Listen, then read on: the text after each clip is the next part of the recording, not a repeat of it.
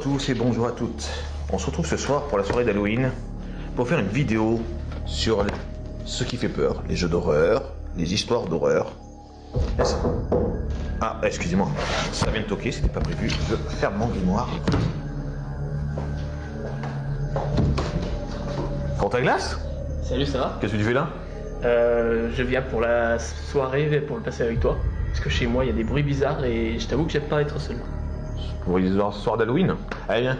Est-ce que je te sers un thé? Volontiers. J'allais commencer à faire une vidéo sur le thème d'Halloween. Intéressant. Et ça parle de quoi? Tu vas lire un livre? Tu vas expliquer des conseils? Tu prends un sucre? Je veux bien un sucre. J'allais partir sur un conte de fées. Regarde ce livre. Le titre s'appelle By Sweet Carol. Tu veux qu'on regarde ça ensemble? Avec plaisir. Aujourd'hui, je vais vous parler d'un jeu vraiment intriguant, By Sweet Carol. C'est une aventure horrifique narrative développée par Little Sewing Machine avec une mise en scène signée Chris Darrill. Le jeu nous plonge dans une ambiance à la fois sombre et magnifiquement animée, un peu comme un conte d'autrefois, mais avec une touche d'horreur qui nous tient en haleine. Dans cette présentation, je vais vous plonger dans le contexte et les thèmes du jeu, vous raconter un peu l'histoire, vous parler du gameplay, et puis je vous donnerai mon avis sur ce qui fonctionne et ce qui pourrait être amélioré. Alors, accrochez-vous, on commence tout de suite. Plongeons-nous dans le contexte et les thèmes du jeu. L'histoire se déroule au début du XXe siècle, une époque où les mouvements sociaux commencent tout juste à émerger, ce qui donne une choix de fond assez unique. Vous allez suivre Lana Benton, une orpheline qui vit à l'orphelinat Bunny Hall et dont l'ami très proche, Carol Simmons, disparaît mystérieusement. On découvre aussi un royaume fantastique, Corolla, qui est comme un reflet des peurs de Lana et des dysfonctionnements de son monde. Les thèmes sont profonds, la disparition, la trahison, le silence face au harcèlement et la peur de l'inconnu. Le style visuel est un mélange fascinant d'esthétique, de contes anciens et d'ambiance horrifique. Mais voilà pour le contexte, on va maintenant parler de l'histoire, sans trop de spoilers. Alors l'histoire commence avec Lana et Carol qui vivent toutes les deux à l'orphelinat Bunny Hall. Un jour, Carol disparaît sans laisser de traces et Lana, elle, sent qu'il y a quelque chose de louche derrière cette disparition. Au fur et à mesure, elle va découvrir des indices, des lettres, et elle va être entraînée dans un royaume parallèle un peu étrange qui s'appelle Corolla. Là-bas, tout est bizarre, il y a des créatures vraiment inquiétantes, comme des lapins de goudron, et un homme mystérieux, Mr. Ken, qui semble avoir une influence malveillante. Lana va devoir affronter ses peurs, résoudre des énigmes, et faire des choix qui vont l'amener à la vérité, une vérité qui va la surprendre. On continue avec le gameplay dans un instant. Passons donc au gameplay. By Sweet Carol mélange aventure, plateforme et horreur. On alterne entre exploration, énigme et moments de fuite. Lana a une particularité, elle peut se transformer en lapin, ce qui lui permet de se faufiler, de sauter plus haut et d'échapper à certains dangers. Les décors sont très variés, on visite l'orphelinat, ses sous-sols, des bois mystérieux et ce fameux royaume de Corolla. Les énigmes sont souvent basées sur des objets du quotidien, mais dans une ambiance très inquiétante. Et le jeu joue beaucoup sur l'ambiance, les surprises, ce qui fait qu'on est vraiment tenu en haleine. Et en plus, l'animation est magnifique, ce qui lui donne une identité visuelle vraiment forte. On va conclure avec les points forts et les axes d'amélioration juste après. Alors pour les points forts de By Sweet Carol, elle a une atmosphère vraiment unique. Ce mélange d'innocence visuelle et de tension horrifique marche très bien. L'histoire est très personnelle, on s'attache aux personnages et aux enjeux. Le style artistique est vraiment soigné et les thèmes abordés sont profonds et touchants. Côté ex-amélioration, on peut dire que le rythme est parfois un peu lent. Certaines énigmes peuvent sembler un peu trop longues et la narration, parfois, reste un peu floue, ce qui peut laisser certains joueurs sur leur faim. Mais ces petits défauts sont largement compensés par l'ambiance et l'originalité du titre. Et Ouais. voilà. Mais c'est pas une histoire de fées que je raconterai à mes enfants. T'aimes pas les contes de fées? Je t'avoue que je suis pas un énorme fan de ça. Ah bon? C'est plutôt quoi, toi? Allez. Pour Halloween, Ouais, une bonne dose de zombies. Zombie? T'es du genre de trip Walking Dead, World War Z? Exactement. Attends, j'y pense. Ah. Tiens, regarde, ça. Ghostwire Gamer, Resident Evil. Tu veux y jeter un œil? Allons-y. Allons-y. Bonjour à tous ces monstros sur une franchise que j'adore, Resident Evil. Donc Resident Evil 4, c'est un jeu d'horreur tout simplement sublime. Que ce soit au niveau du jeu, du gameplay et au niveau des boss et tout, c'est tout simplement extraordinaire. J'adore ce jeu parce que t'es muni d'un pistolet ou des armes et tu tues du zombie. Hein. Et ça y va à rafale. Et franchement, ouais, le jeu est super bien, regardez. Hop. Il y a même un Resident Evil où c'est que j'adore, c'est celui où c'est que tu peux viser avec le laser rouge comme ça. Et il y a très bonnes ennemis. Ouais, on doit être mon Resident Evil 8 ou 9. Moi j'adore cette saga parce que franchement, t'as du zombie de partout, du sang, de l'action. En veux-tu, en voilà. Franchement, c'est juste une série hors norme en jeu vidéo. Comme vous pouvez voir, on peut se battre au couteau, au fusil, on a plusieurs armes dans le jeu, c'est vraiment le top du top. Hein. Et c'est vrai que le jeu a une difficulté normale, après ça dépend si on veut avoir une difficulté un peu plus hard, sur le jeu il faudra mettre en difficile. Il y a des énigmes, on a un peu de tout. On peut améliorer nos armes dans certains Resident Evil si je dis pas de bêtises. Et regardez, hop là, encore du zombie. Vous voyez quand même, il faut quand même 2 voire 3 balles pour le tuer. Et là je crois que je suis en mode facile dessus. Et non mais c'est vrai que c'est vraiment un bon jeu parce que du coup t'as de l'action, t'as des moments de frayeur. Et puis voilà, c'est à peu près tout ce qu'on a à dire dessus. Voilà. Je pense que j'ai fait le tour de Resident Evil. Hein. Qui pour moi est l'un des meilleurs jeux d'horreur qu'on puisse trouver.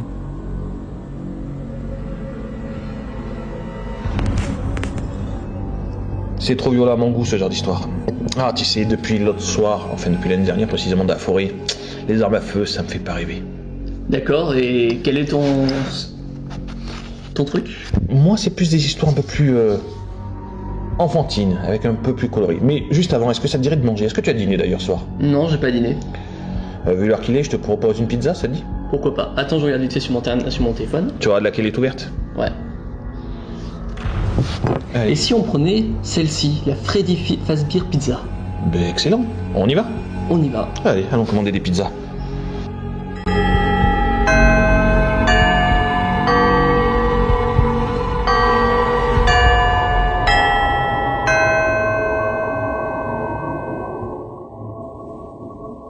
Avez-vous déjà rêvé d'être un gardien de nuit dont le seul but de protéger un endroit de potentiels malfrats qui voudraient saccager notre pizzeria? J'ai ce qu'il nous faut. Mais ce rêve tournera au cauchemar car le seul danger, des mascottes cherchent à vous faire des câlins qui ne seront pas du goût de chacun. Five Nights at Freddy's, devenez le gardien de sécurité et répondez au quota de l'offre d'emploi. 5 nuits dans le Freddy Fazbear Pizza. Essayez de survivre dans une ambiance sombre et oppressante dans la seule pièce où vous y serez bloqué. Seul moyen de survivre, 2 portes, mais faites attention. Votre batterie sera votre ennemi principal.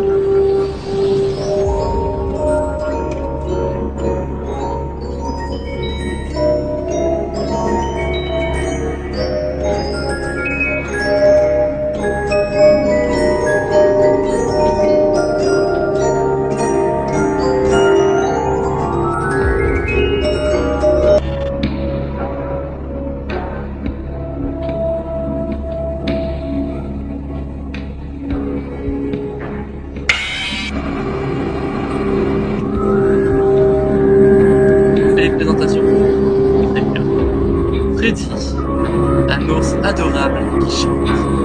Bonnie, un lapin bleu et avec sa guitare électrique. Chica, un poussin qui aime les écuries et toujours accompagné de son coquette. Et Foxy, un renard pirate plutôt hyperactif. Mais une légende raconte qu'il y aurait un 5e. Pas son origine, mais il s'appelle Golden Fox. On ignore son fonctionnement, mais il n'a pas l'air actif. Peut-être pas. On a la chance de la faire savoir. Je vais vous raconter une anecdote. Il s'avère que nos mascottes attaquent la nuit tombée, et s'ils sont si agressifs, c'est parce que les 5 enfants qui ont été assassinés par un seul homme possèdent ces animatroniques. Ils sont en quête de vengeance, donc faites attention à vous, si vous voulez en sortir vivant. Si vous y avez survécu à ces 5 nuits plutôt longues, eh bien c'est correct. Je vous propose d'aller plus loin. Je vois votre détermination et c'est la première chose qu'on s'attend à voir pour ce genre d'emploi. On se retrouve quelques années plus tard, là où le danger est plus grand. Les anciens animatronics, ne vous en faites pas, ils sont dans la remise. Ils sont remplacés pour les spectacles. Belle Coco a de nouvelles mascottes, les mêmes mais en plus robustes, et avec une apparence un peu plus cartoonesque que les précédents. Mais eux aussi n'ont pas choisi la tranquillité. Ils veulent quand même vous tuer. Ai-je oublié un détail? Peut-être. J'ai bien dit que les anciens sont dans la remise, mais je n'ai pas dit qu'ils étaient inutiles. Je préfère vous prévenir. Les portes ont été retirées, sûrement pour un design, peut-être que le coût était cher en électricité. Cependant, les animatroniques ne vous verront pas si vous enfilez ce masque. Ils vous prendront pour l'un des leurs. Tous? Non. 2 d'entre eux ne voient pas les choses ainsi. Foxy et une peluche cachée dans sa boîte. Mais en vrai, personne ne voit à quoi elle ressemble. Donc, petit conseil, remontez la boîte à musique. Et on se revoit dans 5.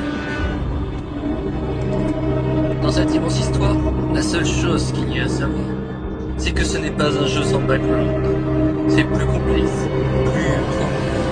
C'est un univers. Je vais vous raconter une histoire. Le propriétaire, William Afton, avait eu avec sa femme Clara Afton une fille et 2 fils, Elizabeth, Michael et Evan.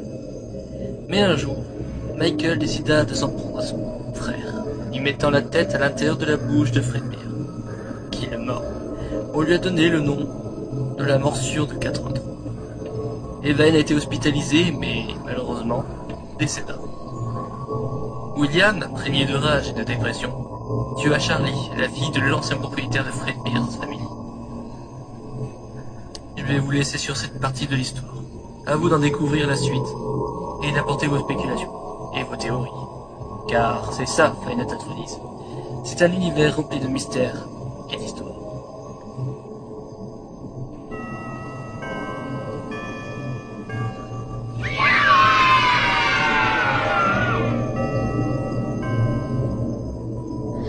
Bon, allez viens. C'était bien bon. Oh ouais, c'était pas mal franchement. Elle est sympa cette pizza. Attends, Ouais, je suis d'accord avec toi, par contre. C'est la première fois que j'y vais en tout cas. l'ambiance était relativement glauque. Tu trouves? Ouais. T'as vu ces animatronics? Ouais, je les ai vus, j'ai essayé de trouver plutôt marrant. Pas toi? J'ai surtout l'impression que le bœuf jaune est nous fixé. C'est... Pas l'endroit où je... Tu vois, quand je te parlais, moi, de trucs plus enfantins, j'aurais plutôt vu un monde avec des jouets, des trucs comme ça, tu sais. Ah, je pense savoir. Tu connais la seule histoire de Playtime Company? Non, ça parle de quoi? Tiens, je vais te le raconter. Allez, je te laisse raconter. Eh bien, salut à tous et à toutes, c'est Jodo. Aujourd'hui, on se retrouve sur une nouvelle vidéo sur du Poppy Playtime partie 2. Alors, la partie 1, j'ai déjà joué et je n'ai jamais fait de vidéo dessus. Donc, bon bah, on va jouer au 2 en vidéo. Hein, voilà, clairement. Voilà. Donc, je vais essayer de régler quelques paramètres et je reviens. Tu peux fermer la porte, s'il te plaît? Et toi, je te prends un bout de jambon parce que tu parles. Ah, je te vois dans l'écran. Ah oui, c'est vrai, merde.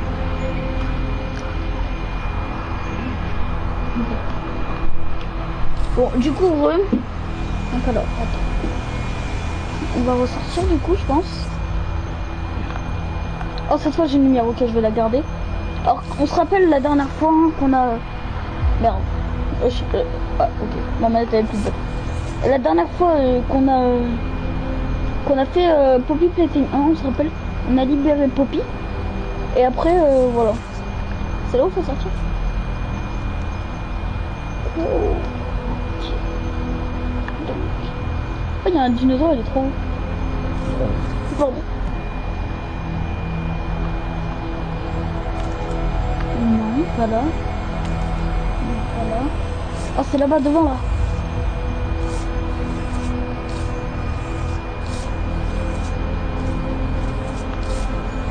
Non, là, non.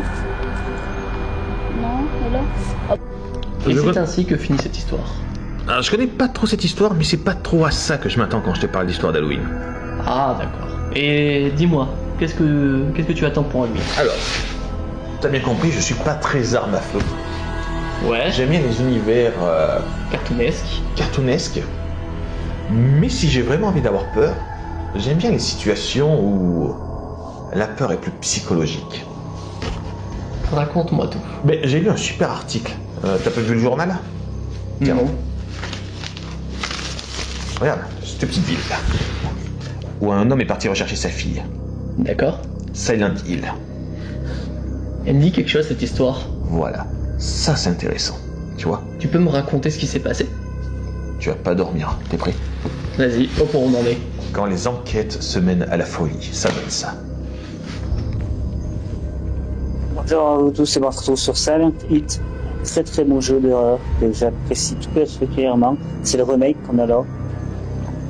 Franchement, il est excellent.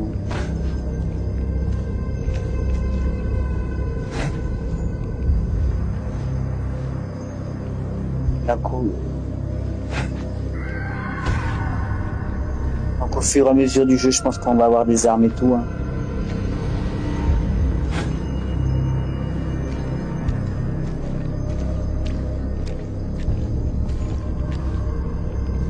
On met la caméra et tout. Là, on peut courir.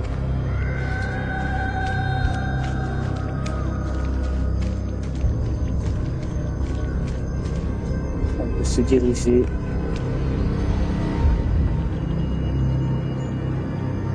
Ouais, une ambiance plutôt oppressante et Ouais, qui fait travailler la folie. Exactement. J'aime bien ces histoires où tu ne peux pas fuir, où tu sais que le mal est surpuissant, où ta seule chance est de te cacher ou fuir. Je vois très bien le genre. Je connais une histoire d'ailleurs qui s'appelle Visage, où la folie est le maître de l'histoire. Tu veux que je te la raconte? Eh ben, je nous sers un doigt de cognac et tu me racontes ça près de la cheminée? Avec plaisir.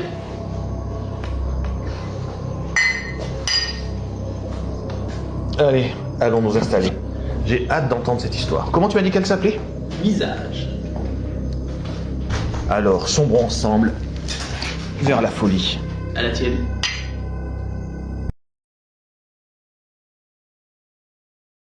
La peur à l'état pur. Si vous aimez les jeux qui font battre votre cœur, un peu trop vite, plus que votre docteur n'apprécierait, Visage risque bien de vous hanter pendant un bon moment. Et pas à cause de ces jumpscares. Quoique, quand j'y pense, il y en a quelques-uns, mais surtout à cause de son ambiance. Une tension qui est constante, lourde, presque physique. C'est pas juste un jeu d'horreur, c'est une expérience psychologique. Il n'y a pas beaucoup de jeux que je considère à ce niveau, question oppression mentale. Visage est un jeu développé par Sad Square Studio, un petit studio indépendant d'ailleurs qui se trouve au Canada. Il est sorti sur PC et console. Il a fait son arrivée sur Play 5 dans une version améliorée, plus fluide, plus détaillée, mais surtout encore plus dérangeante. Inspiré par PT, le fameux jeu teasé, annulé de Silent Hill, Visage reprend le concept de la maison hantée, mais en le transformant en un véritable cauchemar interactif. L'histoire, nous allons en parler, poser les bases, se déroule dans une grande maison, apparemment ordinaire. Évidemment, ce ne sont que les apparences. Et s'il y a bien un monde où les apparences sont parfois trompeuses, c'est bien le monde de l'horreur. Chaque pièce semble avoir une histoire tragique à raconter. Vous incarnez Dwayne, un homme tourmenté par son passé, piégé dans une boucle de cauchemars où les murs, les objets, les ombres semblent vous observer. Le jeu vous dit presque rien. Pas d'objectif clair, pas de marqueur lumineux pour vous guider. Et c'est là toute sa force. Il vous perd volontairement pour que vous ressentiez la même confusion que le personnage. Sur PS5, Visage profite d'un rendu encore plus saisissant. Les textures sont fines, les reflets de lumière plus réalistes. Et surtout, le son 3D du casque pulse ajoute une profondeur glaçante. C'est un jeu à jouer au casque, seul dans une pièce. Et si vous suivez mon conseil, vous ne le regretterez pas. Vous entendez des bruits de pas derrière vous, des chuchotements dans une autre pièce, une porte qui grince alors que vous êtes immobile. Et parfois, rien. Juste un silence pesant. Le genre de silence qui fait plus peur que n'importe quel cri. Car ce jeu Visage joue avec vos nerfs constamment. Le gameplay, un peu comme les Silent Hill finalement, repose sur l'exploration, la gestion de la lumière et la santé mentale du joueur. Alors ceux qui connaissent bien les goûts de Maître Dioscuros doivent savoir que c'est exactement ce qui me plaisait dans Amnesia, ce jeu où la folie était constamment derrière vous. Dwayne donc peut sombrer dans la folie, à l'instar d'Amnesia, si vous restez trop longtemps dans le noir, ou si vous êtes témoin d'événements paranormaux, des ampoules qui éclatent, des portraits qui changent, des télévisions qui s'allument toutes seules. Chaque élément du décor a une signification. Le jeu vous demande de tout observer, de tout écouter, de ne rien laisser au hasard. Ce qui distingue Visage des autres jeux d'horreur, c'est sa lenteur. Il ne cherche pas à vous surprendre toutes les 30 secondes. Il construit la peur, brique par brique, jusqu'à vous enfermer dans une atmosphère étouffante. Par moments, vous voudrez poser la manette, juste pour respirer un peu. Et c'est précisément là que le jeu réussit son pari. Faire de la peur quelque chose de presque tangible. Cette sensation de pouvoir toucher ce qui vous effraie. La PS5 permet aussi de mieux apprécier les effets de vibration, les tremblements discrets quand un fantôme s'approche, la résistance des gâchettes quand vous allumez une lampe torche, la tension quand vous tentez d'ouvrir une porte récalcitrante. Ce sont des petits détails insignifiants d'apparence, mais qui rendent l'immersion totale. Visage n'est pas un jeu pour tout le monde. Il est lent, il est exigeant, parfois frustrant. Mais si vous aimez les expériences narratives fortes, si vous appréciez la peur qui monte lentement, au lieu de vous sauter dessus, alors ce jeu est un bijou dans un écrin. On ne le finit pas en une soirée. On le vit, on le subit, on y pense encore plusieurs jours après. Parce qu'il s'insinue en vous. Il vous fait douter de ce que vous voyez, de ce que vous entendez, et parfois même de votre propre esprit. Alors, si vous êtes prêt à affronter vos peurs, je vous propose d'éteindre vos lumières, de mettre votre casque et entrer dans cette maison. Mais ne regardez pas derrière vous. On ne sait jamais ce qui pourrait s'y trouver. C'est ainsi que finit cette histoire. C'est exactement le genre d'histoire que j'aime. J'en suis ravi de l'entendre. Angoissant à souhait. Tant mieux. Tu imagines le nombre de personnes qui vivent des faits comme ça et que personne ne croit surtout. Il y en a peut-être plus qu'on le pense. Et toi, Fantaglas, as-tu déjà vécu des histoires paranormales? Ça m'est déjà arrivé une fois. Veux-tu que je te la raconte? Allez, après tout, nous avons toute la nuit pour ça. C'est vrai. Ça s'est passé il y a quelques années de ça. J'ai travaillé dans la restauration et en rentrant chez moi, une voix qui m'appelait. La même voix similaire à celle de ma mère. C'était peut-être ta mère. Ce n'était pas le cas. Car j'ai répondu, j'ai eu aucune réponse. On m'appelle une deuxième fois, toujours pas. Et une troisième, où j'ose un peu plus la voix, et ma mère sort de la maison en disant « Mais à qui tu parles ?» Et deuxième point, quelques jours plus tard, en rentrant chez moi vers minuit, parce qu'il y a une grosse journée de cuisine, je rentre chez moi, je me mets à l'aise, dans mon lit. Puis ma télé s'éteint, et mon armoire, quelque chose gratte à l'arrière. Je regarde, je rallume la télé, je replace l'armoire, et des pas retentissent dans le couloir. Je vais vérifier dans la maison, absolument personne. Et en remontant, le grenier était grand ouvert. Effectivement. Et il y avait absolument personne chez toi ce jour-là? Il y avait personne. Mes parents étaient à une fête. Il y a vraiment de quoi avoir les cheveux qui se dressent sur la tête.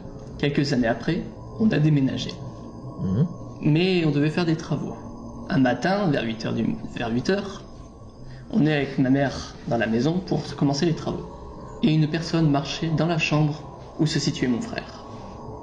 Et ce n'était pas ton frère, donc. On n'était que deux. Que penses-tu de ça? Il y a certains cas où ils disent que les 4 possessions ne hantent pas un lieu, mais une personne. Ça se trouve, c'était sur vous à cette période. Depuis, rien de nouveau? Depuis, rien de nouveau. On a déménagé, plus rien. J'ai déjà entendu des histoires comme ça, mais ce sera pour une autre fois, je pense. J'ai d'autres histoires, mais Oh ça non. ne concerne pas la possession ni le paranormal. On aura l'occasion de les entendre. Est-ce que ça te dirait de regarder un film? Eh bien, j'allais te proposer la même chose. Qu'est-ce que tu veux regarder? Et pourquoi pas un bon vieux Alien? Ça tombe bien, tu vas rire, mais je l'ai encore en VHS. Je L'édition peux me mettre dans l'ambiance. L'édition de 78. Pourquoi pas? Allons-y. Genre, voilà. Vas-y, tu peux lancer, hein. T'inquiète, je filme comme ça. Vas-y, dis bonjour. Wundu, alors, je suis pas là pour faire plaisir, ok? Ouais. Ouais. Alors en fait, j'ai forcé à jouer à un jeu. Et. Ah, attends. C'est juste pour te mettre en place.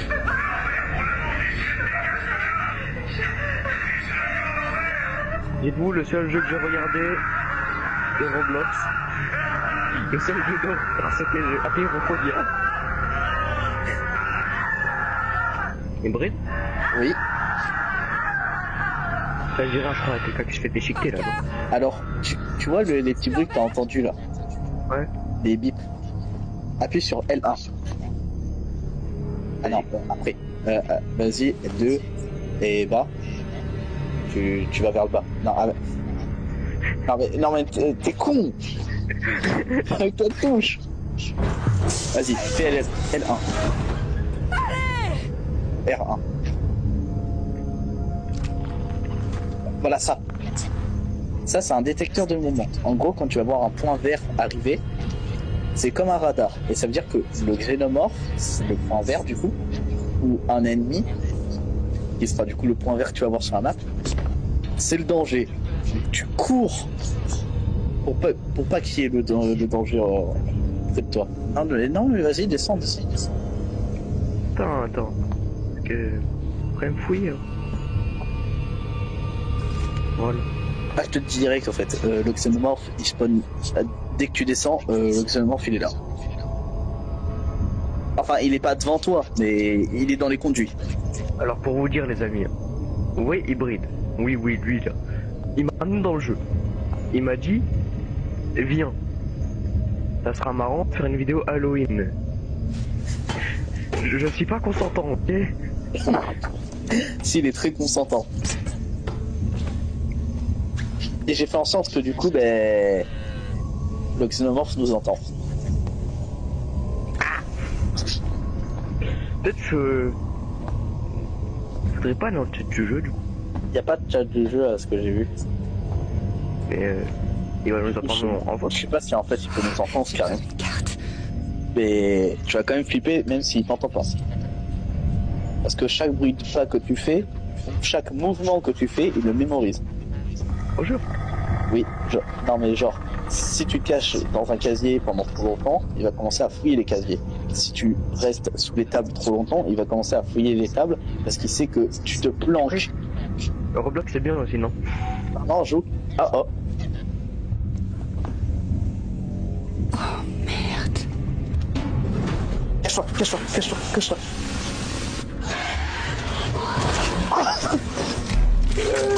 Je comprends rien. Il m'a dit casse-toi, j'ai vu des portes sur le côté. Ah, je suis terrorisé alors que c'est pas moi qui jouais. Dans l'espace, personne n'a compris. Ah, les vieux classiques. Je ne m'en lasserai jamais. Ça ne mourra jamais. Ouais. Ça devient... Intemporel. Dracula, Frankenstein, Tu me ôtes les mots de la bouche. ou les films de slasher. Vendredi 13, Crime de la Halloween. nuit. La nuit des masques. Mais tu m'avais pas parlé d'une histoire comme ça? Ah, si. Un ami qui avait fait une blague à d'autres amis. Mais finalement, c'était pas les vrais méchants de l'histoire. Raconte-moi ça en détail. Est-ce que Blackwood Pines te dit quelque chose? Pas du tout. C'est apparu dans les faits divers? Non. À toi la parole.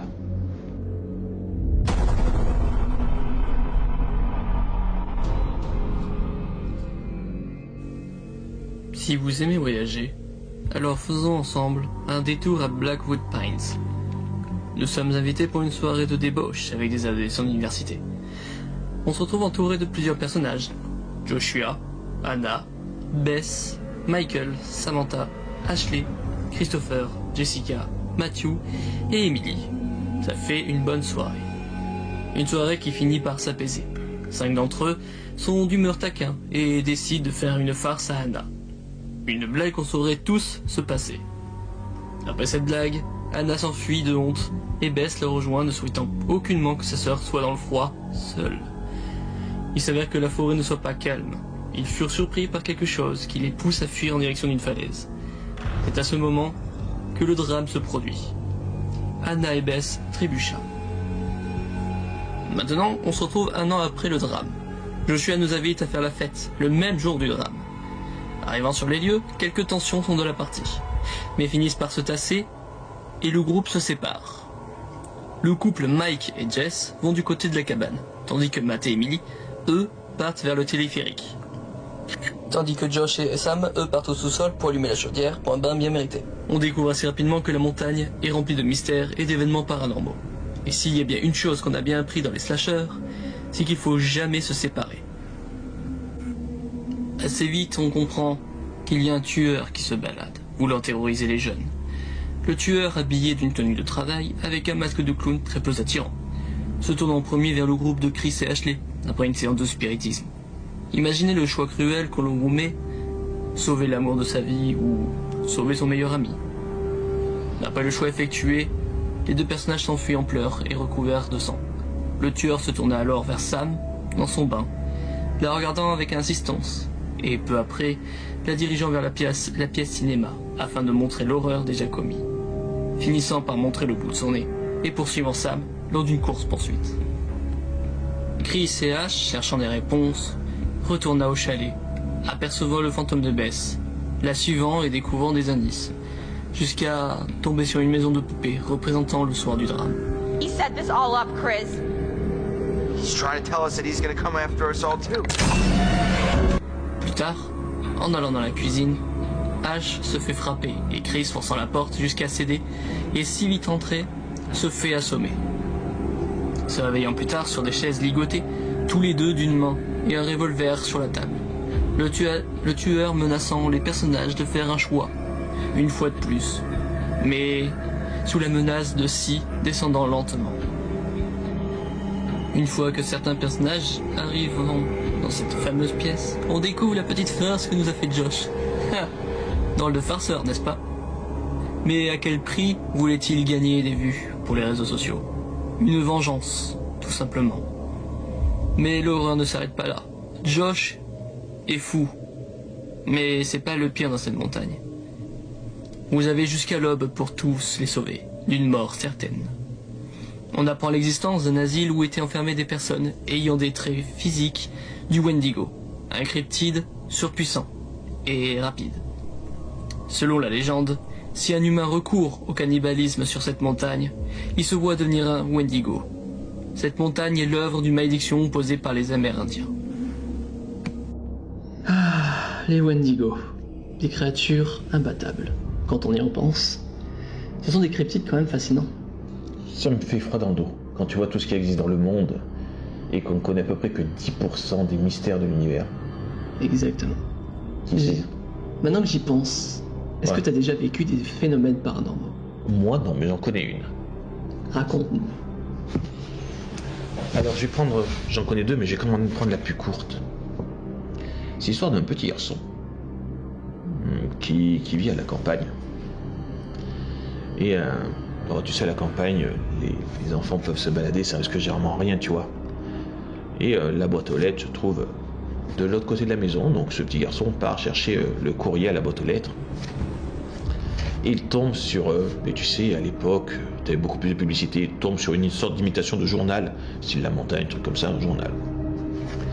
Et il rentre chez lui, il donne le courrier à sa mère, son père travaille à ce moment-là, il y a sa mère, sa sœur aînée, qui sont en train de regarder une vieille série, La Petite Maison de la Prairie, je crois. Lui, il monte jouer à l'étage où il y a une chambre et il commence à faire le grand en lisant son journal. Et à ce moment-là, il jure sur tous les dieux qu'il voit une forme blanche passer. Mais littéralement marcher. Ça a une forme à peu près physique. Pas à 100% humaine, mais en tout cas elle passe. On pourrait penser que c'est plutôt humanoïde. Et laisse-moi deviner, la personne était tellement terrorisée qu'il a même pas su parler. Si au contraire il a hurlé à plein poumon, comme la personne n'a jamais hurlé de sa vie, au point d'en avoir mal. Une fois que la terreur l'a décroché, qu'il a fini d'hurler, qu'il n'en pouvait plus, qu'il était en larmes, il a pris son courage à deux mains et a dévalé les escaliers et est parti voir si en bas il avait entendu. Et la seule chose qu'ils lui répondront, c'est que non, ils n'ont entendu aucun bruit. C'est bien flippant comme il se doit. Ouais. Et souvent dans cette maison, pas seulement lui, mais certains membres de sa famille disaient qu'ils entendaient des bruits de pas, ou même des portes qui s'ouvraient. Voilà. C'est l'histoire de la maison de Fondangeux, on pourrait dire. Intéressant. Oui, des gens qui ont vécu cette histoire sont encore en vie. Je te conseillerais de les questionner un jour. Ils en gardent tous un souvenir. Mais jamais rien de mal ne leur est arrivé. On peut dire qu'il y avait peut-être quelque chose là-bas, mais à première vue, ça n'avait rien de maléfique. C'est rassurant, on pourrait croire. Rassurant ou pas, chacun le voit comme il veut. Moi, je pense qu'à partir de quand les entités ne se montrent pas agressives, pourquoi avoir peur d'elles? Bien. Après ceci, est-ce que tu aimes les mystères, justement, parlant de cette histoire assez mystérieuse que je t'ai parlé? J'adore les mystères. Si je te disais qu'il y avait une histoire que la plupart des gens ont oubliée, qui existe, qui est sortie en 2014, et que certains collectionneurs recherchent partout. Raconte-moi. On la surnomme l'histoire perdue. Je suis tout oui. Connue sous le nom, tout simplement, de deux lettres. P.T.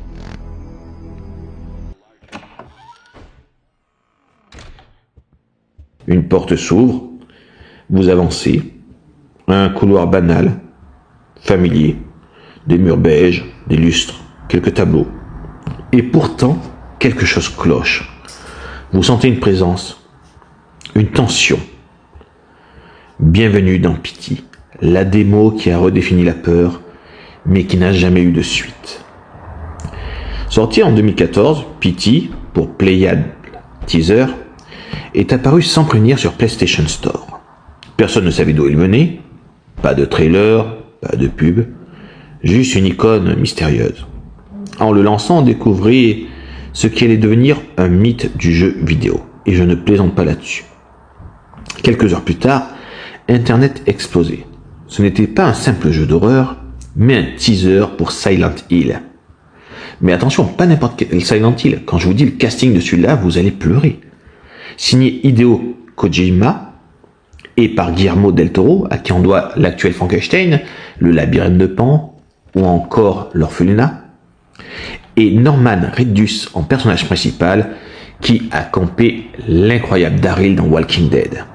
Un rêve absolu pour les fans du genre avant que tout s'effondre. Pity se déroule entièrement dans une seule maison. Un seul couloir en boucle. Vous le traversez encore et encore et encore. Et à chaque passage, quelque chose change. Une lumière vacille, un tableau se tord, un cri retentit. Parfois, la porte au bout reste close, vous forçant à faire demi-tour. Et c'est là que Lisa vous attend. Lisa, la silhouette blanche au sourire cassé, qui vous suit sans jamais courir. Vous ne savez jamais quand elle va apparaître. Peut-être derrière vous, peut-être dans un miroir, peut-être juste devant vous. Pity ne cherche pas à vous surprendre avec des effets gratuits. Il s'immisce dans votre esprit, lentement, jusqu'à ce que chaque pas devienne insupportable. Techniquement, ce jeu est impressionnant, surtout pour l'époque. Les reflets, la lumière, la texture des murs, le son, tout semble réel. Pity n'est pas simplement un jeu, c'est un puzzle, un labyrinthe psychologique, où chaque son, chaque objet, chaque chiffre compte. Le joueur Les joueurs du monde entier ont dû collaborer pendant des jours pour comprendre comment débloquer la fin. Et lorsque vous y arrivez enfin, la révélation est tombée. Le visage de Norman Reedus, suivi du logo Silent Hill. Puis, plus rien. Le projet a été annulé. Konami et Kojima ont rompu. Et Pity a disparu du PlayStation Store, effacé comme un fantôme numérique. Aujourd'hui, Pity est devenu une légende, une relique. Ceux qui ont encore le jeu installé avec le jeu sur PS4 le gardent comme un trésor. Les autres n'ont que les vidéos pour se souvenir. Nous, on vous offre ce souvenir ce soir. Ouais, en tout cas, avec toutes ces histoires, je n'arriverai pas à dormir. Je crains que moi non plus. Quelle heure il est pas loin de 5h du matin. Oh tiens, t'as vu? Dans le journal, il y a écrit qu'il y a un enfant qui a disparu. C'est à Blair Witch, tu veux qu'on aille enquêter? C'est à combien d'heures de route d'ici? 3 heures? On arrive, il sera à l'aube. Ouais. Il y a une récompense en plus à la clé si on le retrouve. Pauvre gosse. Ah, c'est bénéfique pour nous. Je te laisse conduire. Allons-y. Allez, direction Blair Witch. Blair Witch, nous voilà!